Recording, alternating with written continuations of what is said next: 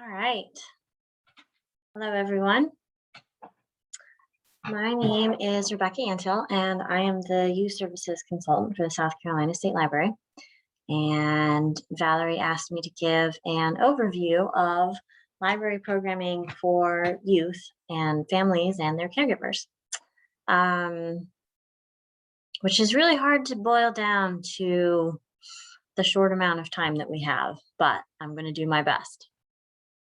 So I've been the Youth Services Consultant at the South Carolina State Library for 4.5 years, a little over. Before that, I was the Assistant Children's Manager for Charleston County Public Library and did programming for children ages 0 to 11 and their families and caregivers. Before that, I was a Teen Services Librarian at the Cumberland County Public Library in North Carolina. Before that, I was the Youth Services Librarian, which was ages 0 to 18, at the Scotland County Memorial Library, also in North Carolina. And before that, I was at a variety of libraries of different sizes in Ohio as a paraprofessional. So lots of programming experience across both rural, suburban libraries, big libraries, small libraries, rural libraries, and all ages. So all of that being said,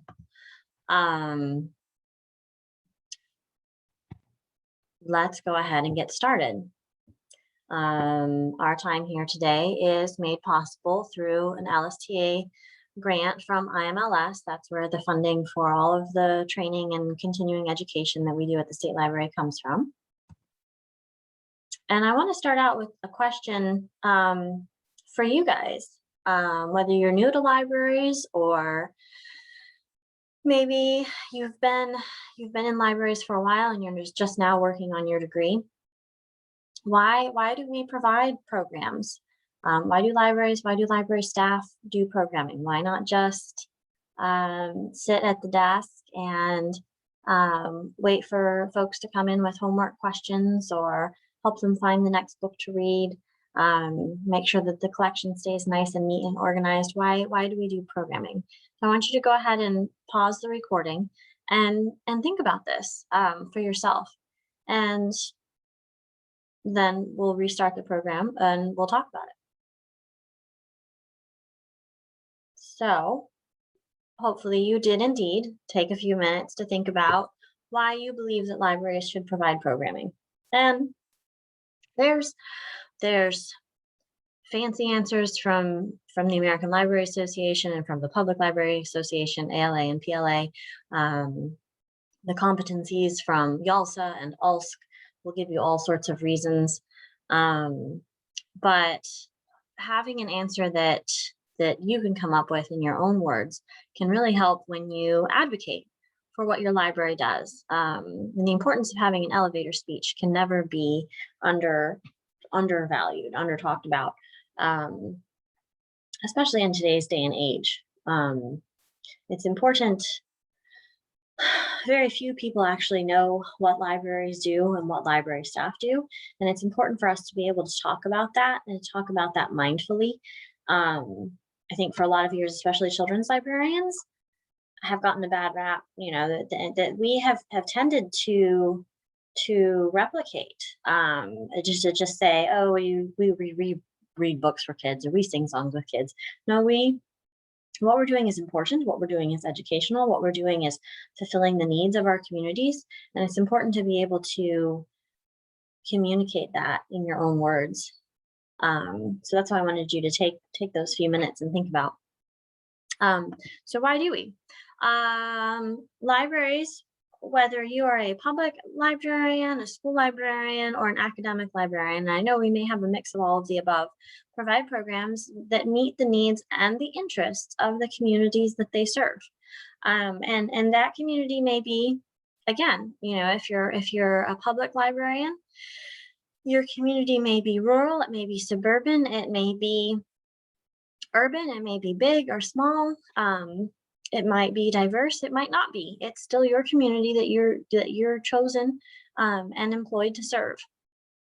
It may be a school where you are simply serving elementary age students and to a certain extent their families, or it may be academic. It may be a college library.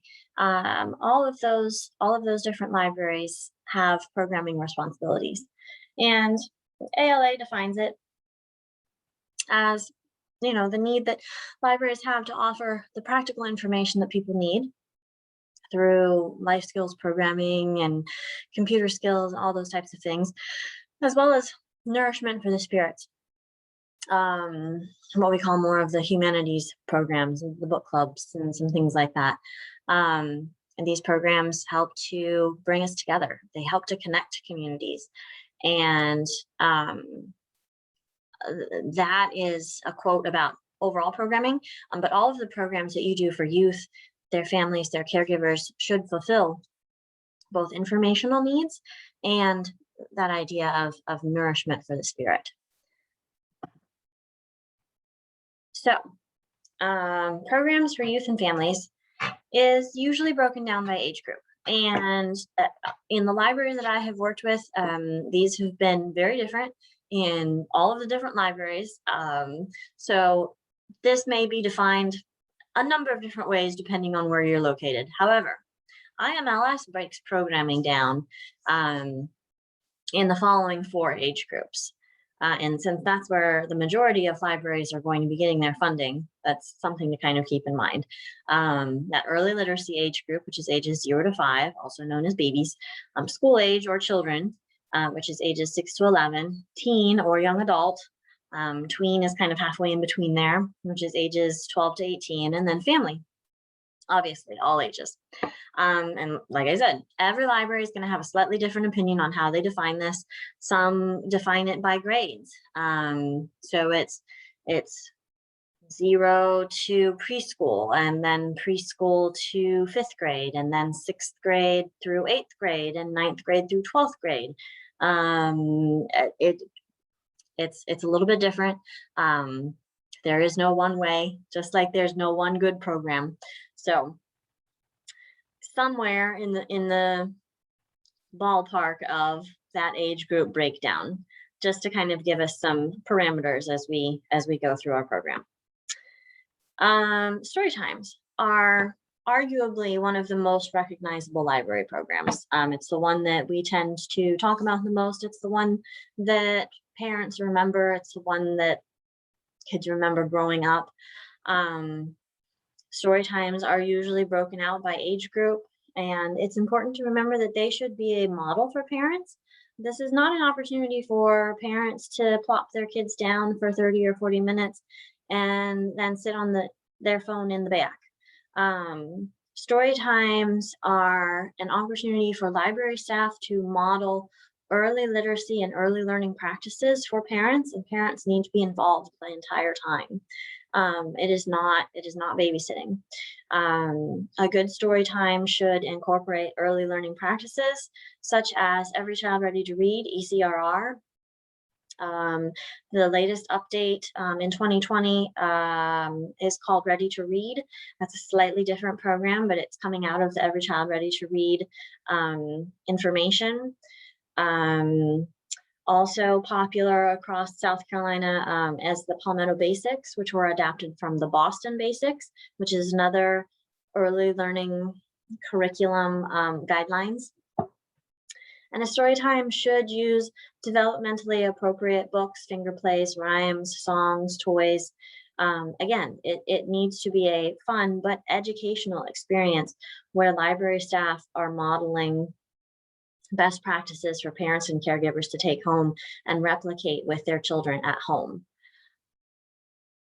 So let's look at what some of those story times involve.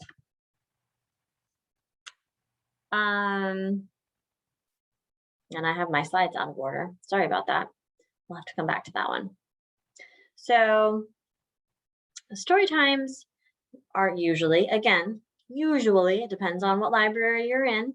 If you are a high school librarian, you probably don't get into story time too much unless you're working with a high school class who's looking at early education, in which case maybe you are working with them on story times. So a baby story time, you don't want to be any longer than 15 to 20 minutes. Sometimes 15 minutes is a long time. When I would do baby story times, there were days when a baby would come in and they were teething and they were unhappy, and that made everybody else grumpy. And so there was no way that anyone was sitting quietly enough to go through even a short board book. So we just did songs and bouncy rhymes for 10 or 12 minutes, and then everybody got a chance to play. And that gives, really the important thing about a baby story time is that it gives moms a chance to interact and have that social time, as well as for the babies to interact with other babies and have some social time. So that's why the unstructured play is such an important element of a baby story time, because of that social interaction. It allows you as the library staff person to interact with the parents and talk about some of the developmental stages, answer any questions that they may have, maybe direct them towards community partners, as far as pediatricians and other organizations like that that maybe your parents don't know about. A toddler story time, 20 to 25 minutes. Excuse me. 20 to 25 minutes, maybe it's 15 to 20. Again, you could have a really rowdy group.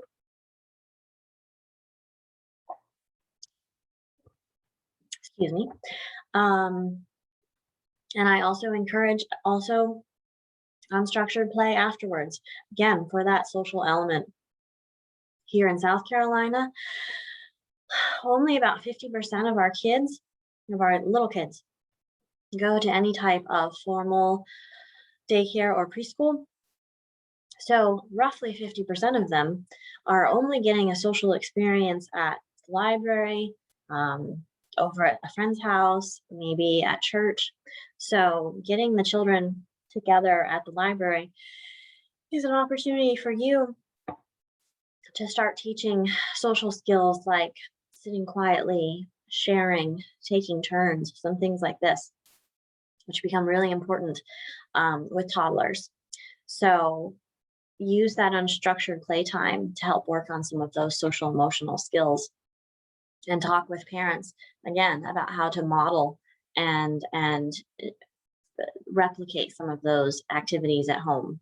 I would try to get through 2 stories, maybe 1 book, and maybe a flannel story, or a story using puppets, something that you retell without a book and just your hands and interactive. And then lots and lots of songs and rhymes. Singing and rhyming, the verbal cadence of those is very important to toddler vocabulary development. And so the more songs and rhymes that you can incorporate into your story times, the better, as well as sending them home with parents, and talking to parents about the importance of singing and talking with their children. A preschool story time is really your opportunity to interact with the kids, and really get into teaching them, and it can be so much fun. You're looking at 35 to 45 minutes of structured story time, then with some type of STEAM activity afterwards, whether it's a craft or a science demonstration, or something where you know, maybe you go outside and you plant seeds, or something hands-on, and learning oriented. Preschool story time, I would expect that you can work in 3, maybe 4 books, depending on their length. And then, of course, your songs that you're going to use, you want to be very active. And you also want to be, you want to make sure that you're teaching them something throughout, you know, whether you're talking about vocabulary, whether you're talking about rhythm. Let's talk for a minute about music and story time. I recommend both recorded and just using voices, because both of them are teaching different things. Recorded music can be really fun because you have the rhythm, you have the instruments, you can talk about the different sounds. But using just voices really allows kids to hear the cadence and the rhythm. You're able to stop and talk about vocabulary words. And it doesn't matter. It doesn't matter whether you sing in tune. It does not matter. What matters is that you are having fun and understanding that what you're doing is influencing what they're learning. And then family story time, somewhere in between 25 to 40 minutes long, depending on who you've got in the room.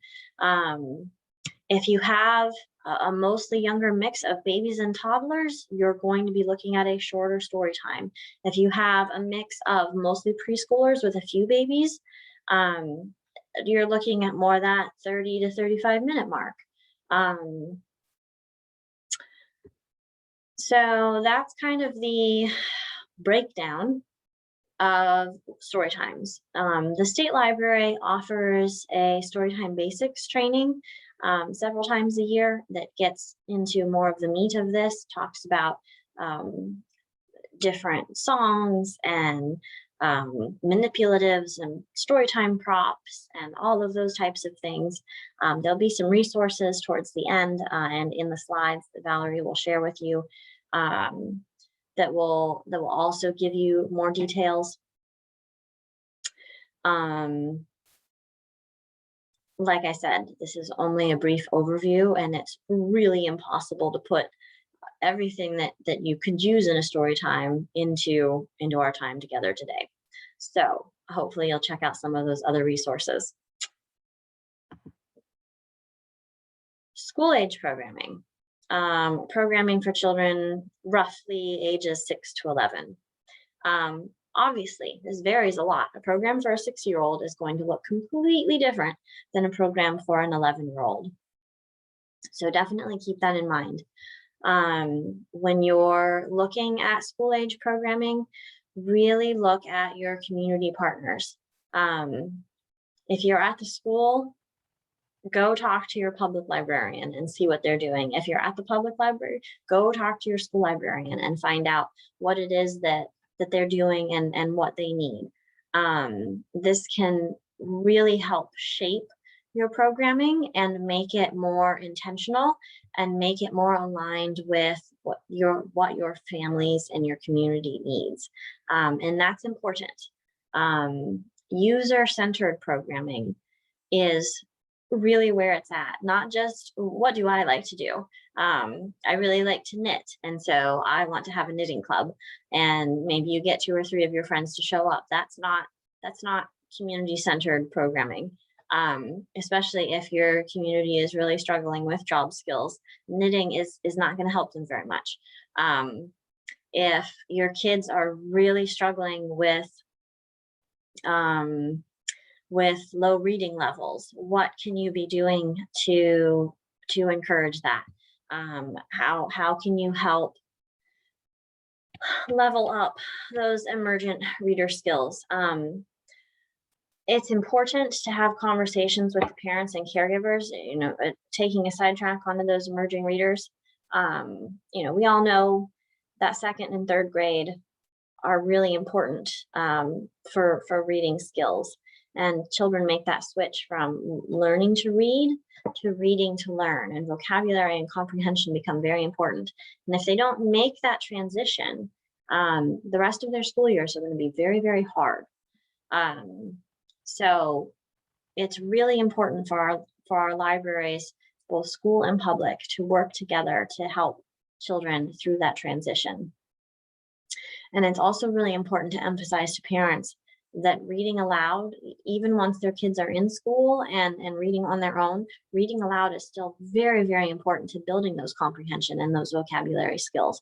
Reading together as a family, encouraging older siblings to read to younger siblings, using audiobooks, all of those things, super important to encouraging those budding readers to turn them into lifelong, strong readers. So really focus on your community partners, whether that's schools, whether that's local museums, wherever your families are spending the majority of their time. Find out why and find out a way to incorporate that group.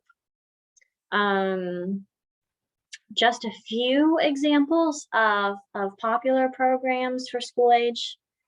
children and families, book clubs, STEAM camps, after school activities, afternoon or evening movies, weekend family story times. Give them the opportunity to explore the interests that they're just beginning to see in school, whether that's art or robotics or circuitry, whether it's gardening and pets and agriculture. Maybe it's theater, maybe it's archaeology and fossils. This is the opportunity to tie into their learning even more. And because public libraries are not tied so strictly to curriculum and standards, we're able to explore things a little bit more. So school librarians, this gives you some excellent collaboration opportunities. And so I really encourage you to go and talk to your counterparts in whether it's the school or the public library, and talk to them about what you can do together. Tween and teen programs. So some libraries will break out tween programming as anywhere from 10 to 13 years old. Some will do early teen, and they'll do like 11 or 12 to 14 years old, and then they'll do programs for older teens, and then they'll do programs for new adults, kind of that 19 to 23 age range. So it's really difficult to give an overview of this very, very large and very different age group. But again, the most important thing to think about when looking at teen programming or young adult programming is to look to those community partners. Teens tend to be very busy, and coming into the library may not be high on their list of priorities, or they may not think that it should be. So look at where your teens are, and look at the other community organizations that are working with them, whether that's the school, whether that's a local rec center, whether that's sports. If sports are huge in your community, tell me why you can't take the outreach vehicle, the bookmobile, set up a tent at some of the games, and do library cards, talk about library resources, go where your people are. The other important thing about working with teens, unlike your story times or even your school age programming, teens are exploring who they are and what they like, and it's really important to give them a voice in shaping the programming that you offer. So asking them what types of programs they want, whether that's face-to-face, whether that's through a survey that's emailed out to them, to their parents, to the schools. Ask them what they want, find a way, and then make sure that you don't just ask them, but then show the results of that. Because of the conversations that we had, and you all said that you wanted more anime clubs, we're going to be adding a second anime movie night every month. Show them that you hear what they're saying and that it is making visible change in what you're offering. Maybe look at establishing a teen advisory group where they can regularly get together and talk about what their interests are, what they'd like to see the library do, while recognizing that the 10 or 12 members of your teen advisory group do not necessarily reflect the needs of all of your teen community. Also, give the chance for anonymous feedback, whether that's a paper survey, a comment box, something online that they can fill out. Give them the opportunity to tell you what they're looking for without being face to face, because that can be very overwhelming. It can be overwhelming for adults sometimes. And the other important thing to remember with teen programs your numbers are almost always going to be smaller than they are with any other age group. I've done baby story times with 60 or 70 people, 30 babies and 30 caregivers. And I've done teen programs with 2, because that's all who showed up. But the impact is just as great. And that's an important point to make with your library administration, for them to be able to make to whoever they report to, whether that's the library board, whether that's a county manager, whether it's a city manager. But that's, again, that's something I can't overemphasize, that your numbers are going to be small, attendance wise, but the impact that you're having on those kids is incredibly important.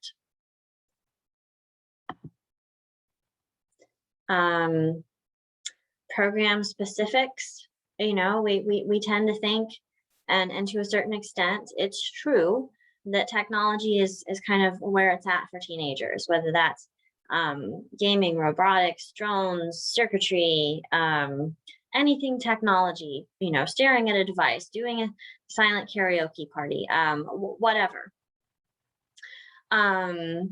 And that may be true, and for some teens that is, and if so, try to use some of that interest and that time to talk about digital literacy, online safety.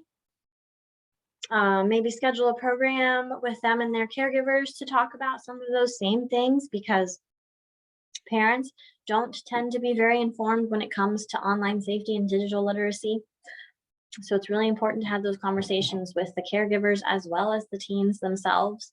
But I think we also need to be careful not to assume that their interests end at technology. A lot of the surveys seem to show that teens also really want the opportunity to unplug, to take a step back from technology, that they especially with the past year with the pandemic, have really missed opportunities to interact socially and face to face, to get their hands dirty and be involved in doing something, whether that's cooking or gardening, or we've got libraries that have done programs on taking care of your house, whether that's basic plumbing skills or some basic electrical knowledge, basic auto mechanic information. Again, your community partners can really help out with this. Maybe you have a plumber in your community that would really like to come and talk about, some of the basic things that you can do with plumbing in your house before you need to call him. These types of things prepare teenagers for the future, their independence that's coming up, whether that's college or just moving out and being on their own. So when you're looking at putting these types of programs together, again, look outside your four walls. Where are your teens going? Are a lot of them going to college? Then maybe you should look at partnering with your schools to do some ACT and SAT prep. Are a lot of them going into trade schools? Then there again, look at some of those life skill type things and give them the opportunity to explore some of those trades and careers in a little bit of a less pressurized environment. If you are in a community where a lot of the careers are in a certain area, whether that's automobiles or whether that's agriculture, you go two ways with that. Maybe you want to offer some programs that talk about agricultural careers. Maybe you want to offer some programs that talk about other types of careers because they may not see those as an opportunity. And then there's all of the usual programs like anime clubs and manga clubs and candy sushi programs and movie nights. Again, programming with this age group is endless. It really depends on what your community needs and what their feedback has given you for what they're interested in. Start there, use that as your jumping off point. Another program that almost every library offers is some type of reading or learning program. And I want you to, again, take another break here and think back about what you remember if you participated in a summer reading program when you were a child or a teenager. Think back about what you remember and what you remember now. What was important?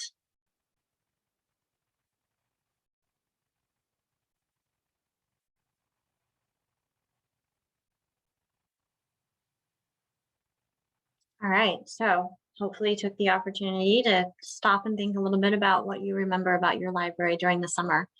I have a lot of great memories about my summer reading program, and it wasn't about the prizes. It was about the excuse to get to read all summer long.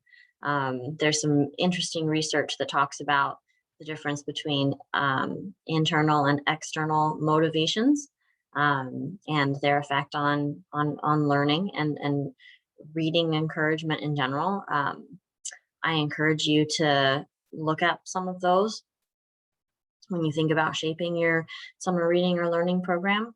And I put both of those in there because we have a lot of libraries that are switching over to the wording of a summer learning program, recognizing that those summer months aren't just about reading, or that reading is more than just a single experience. Here in South Carolina, we are strong supporters of the Collaborative Summer Library Program, CSLP. We pay for a statewide membership for all of our public libraries.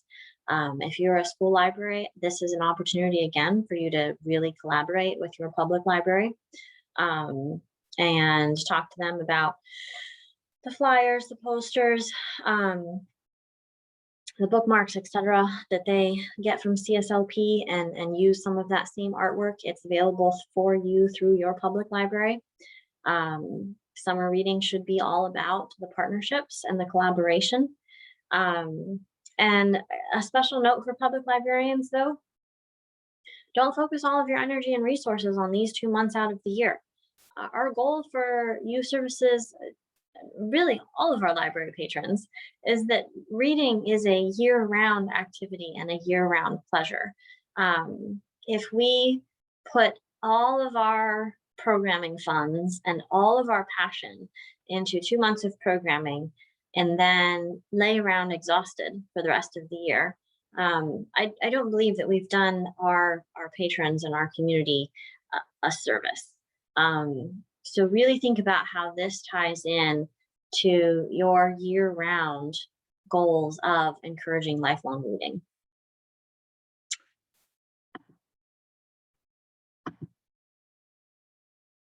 Family programs are also important to a youth services librarian. These should promote family engagement and togetherness. A little healthy competition is never bad, but it's sort of like the idea of how we intentionally put together a story time. It's not necessarily an opportunity for parents to bring their kids in and drop them off over here while they do something. A family program should be about how we work together as a family, how we build something, how we create something. So story times are one example. Movie nights, especially now as we come out of the pandemic, a lot of libraries and parks are showing movies outdoors, which is super exciting. Family gaming tournaments, whether those are electronic gaming consoles or whether that's board games, tabletop games, whatever the case may be. Blanket fort building, who can build the best blanket fort in the library. Indoor golf at the library, also super fun. Any of the life-sized games like Candyland or chess or all of those are super fun. Lots more. Google family library programs and see what comes up, and there will be lots and lots of resources. Circling back around to best practices, just some overall things to keep in mind as you put together your programs for youth. Prepare ahead of time. And this is important whether you're doing something as simple as showing an anime to a group of teenagers or putting together a story time for a group of preschoolers and their caregivers. I tried to make it a practice to watch all of the anime that I was then going to show. That way I wasn't surprised by anything. Maybe you don't have time to do that. There's still a lot of really good review websites out there. I really encourage you to make use of those. But we don't want to be surprised by anything as a librarian. It's similar to opening up a storytime book that you just pulled off the shelf because you didn't put any time into prepping your story time yesterday, and finding out that 2 of the pages are missing while you're reading the book. Yes, it gives you an opportunity to talk about how we're supposed to treat our library books, but it also makes you look unprepared. And a library program should be mindful, it should be intentional, it should be purposeful.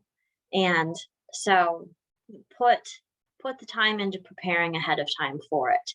And if you don't have time to prepare ahead of time,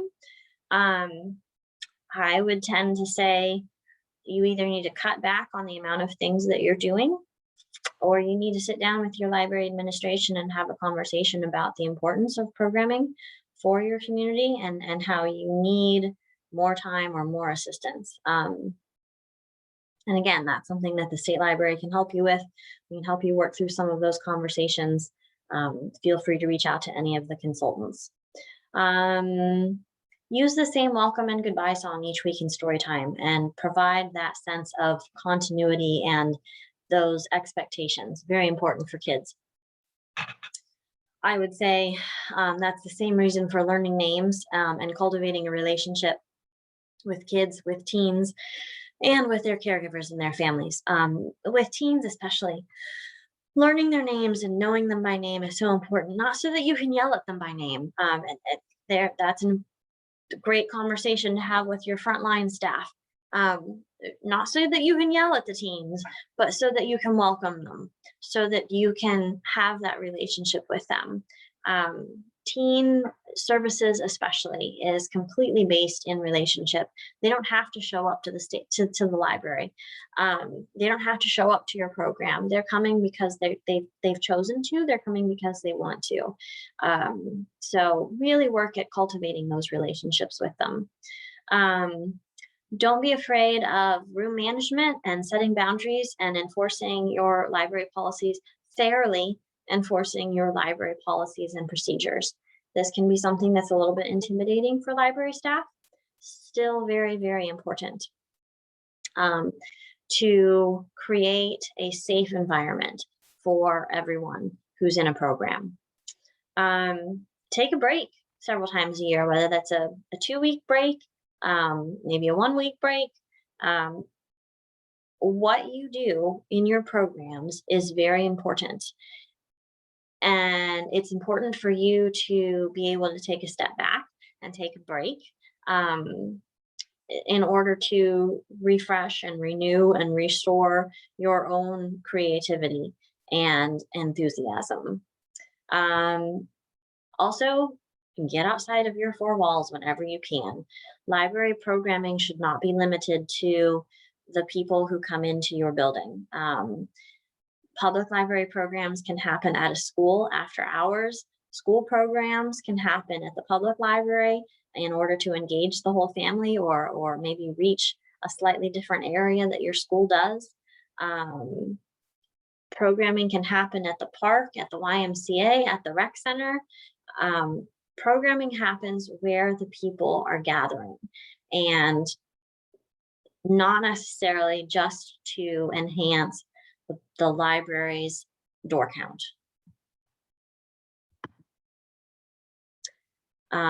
Here is a list of resources specifically for Storytime. I highly recommend this planning template from Jayberry. Jayberry in general is fantastic. Being aware of developmental ages and stages is really important for library staff as well.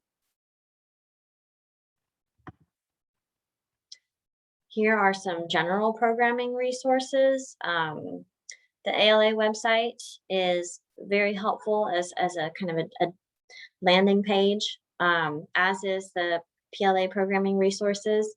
A lot of really great webinars to look at some things a little bit more in depth. YALSA Teen Programming goes through talking points over why it's so important to offer programming specifically for teens, and the ALSC website does that as well. So I strongly recommend spending a little bit of time in each of those. Thank you all very much. As I said before, this was just an overview. Very, very brief, very, very wide, big picture. There are a lot of recorded workshops and webinars provided by the State Library where you can delve into a little bit of these topics a little bit more. We also have a subscription to Niche Academy with a lot of really great recorded workshops. I strongly recommend that you reach out to the youth services consultant or the continuing education consultant, or talk to Valerie more if you're interested in getting into some of these topics. Thank you so much for listening, and I hope you enjoyed it.